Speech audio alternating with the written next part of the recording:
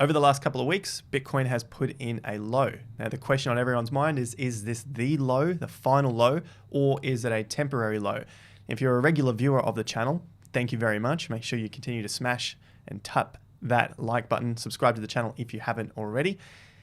You would know that we're looking at this as being a temporary low.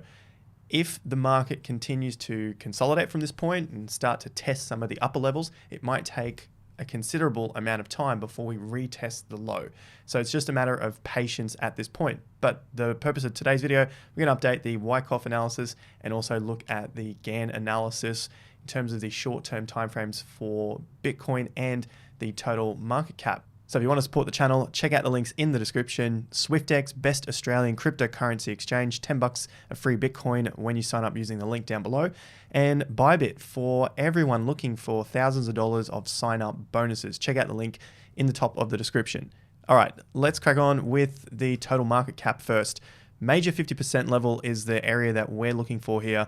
This was 1.5 trillion. We've seen a bounce off this, but it hasn't been a solid bounce. You can pretty much see that the market has stopped for the last several days. We've then retested the upside. We've gone to test the 50% level of the down range, and we just got a higher low. So that's a good sign for some of the hopium here. There's been a lot of down news at the moment, and a lot of new investors are finding that to be depressing and negative. But I'll just throw it out again.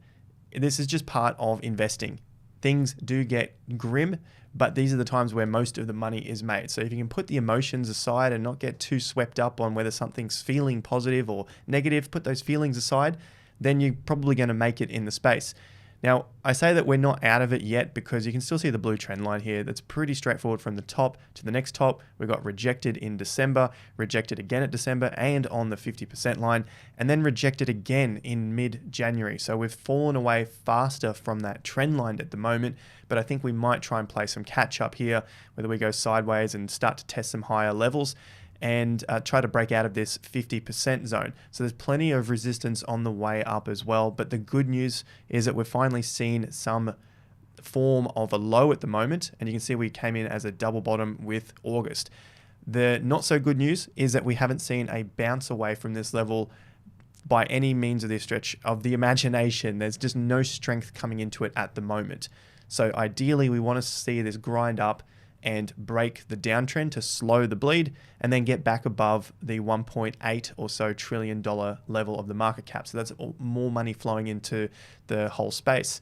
Now, in terms of Bitcoin and the Wyckoff analysis, we had phase A. We're looking for a phase A at the moment. We're not getting too ahead of ourselves. And there were some people calling for a springtime as the market dipped down and tried to break back above. So you had a couple of dips here and people were looking for a spring, essentially meaning that we were breaking to new highs and the accumulation was over. It's still way, way too early. And so now that we know that this area was a redistribution, so more sellers than buyers, we can move our phase A to the next section. So we're at mid-January at the moment, and then we're still looking for a phase B.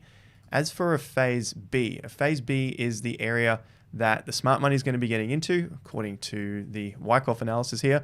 We're looking at here, phase B, institutions and large professional interests are accumulating at relatively low priced inventory in anticipation of the next markup. So note that this can sometimes take a year or more.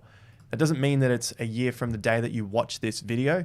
It's a year from the accumulation phase. Now, if we look back and see that this was part of the accumulation phase, we had a few signs of weakness, some selling climax, which is the SC, the big volume come in, and then we see another attempt at a selling climax, which is like stopping volume. You got some demand coming in to hold the market up.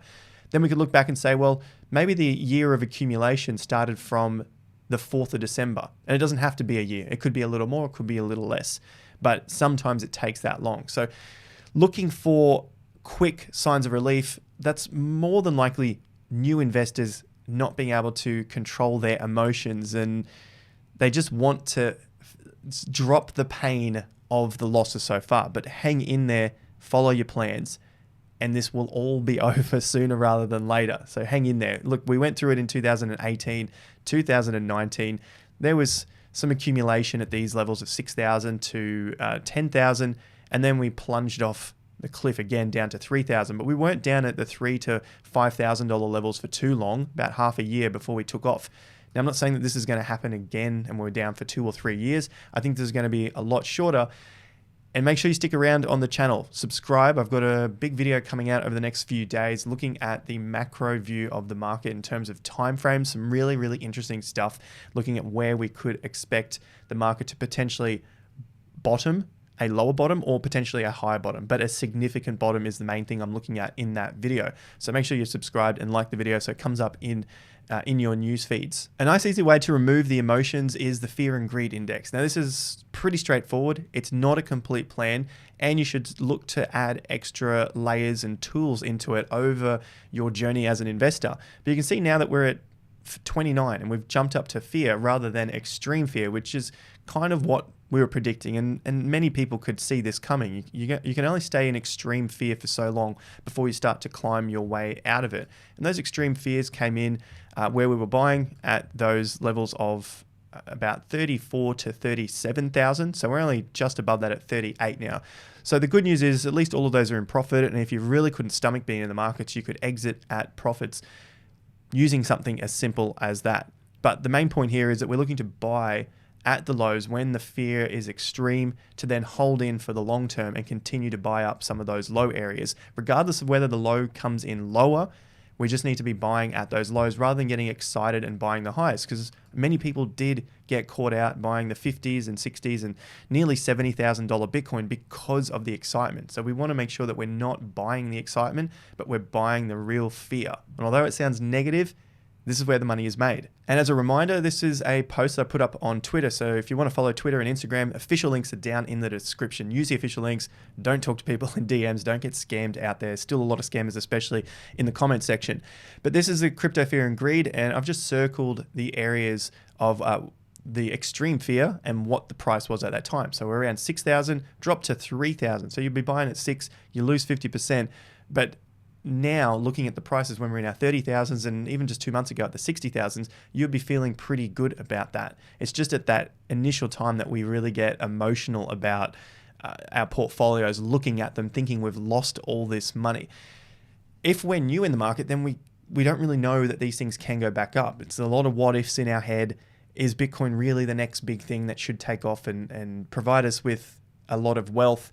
These things are hard to know, but once you sit through a cycle or two, you really start to get a feel for what's going on in the market and the development and everything that is coming into the space, a lot of the adoption. As for the Gann analysis, you can see that we've jumped up here in a short-term time frame just off the 50% level at 36,000, and you'll note that that's our major level as well. 36,000 is the game where it seems like a lot of the whales are playing between those levels, the 36 and currently the 38 getting rejected. So if we get above the 38 or this top here at around 39, there's a lot of resistance above. There's pretty much every single $1,000 level now on the way up.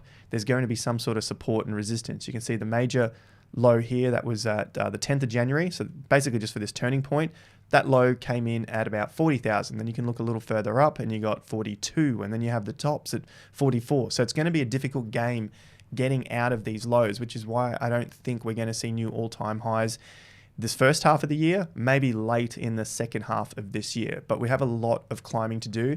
And of course, the downtrend as well, which is similar to what was on the total market caps. You can see that we have barely started to break out of the downtrend, and it's only just sped up over the last period of time, the last couple of weeks. But it looks like we should get a little bit of a bounce here and probably a crab crawl across to the downtrend resistance, which is hopefully going to feel like some relief in our portfolios at this point in time. So the next things we do is look to see where phase A is going to come in, and then we can start to piece together where phase B is. And then the major thing that we're looking for is the phase D. And so we don't have to get caught out here thinking this is a springtime, because the major thing to look for is the breakout above all of those previous highs that come in within phase B and potentially in phase C. So the phase D is the momentum trade that we're looking for. Continue to follow us on the channel, subscribe, bell notification icon if you find value from the content. Check out the links in the top of the description, SwiftDex, Bybit, and our Patreon. See you guys at the next video. Until then, have more fun to get more done.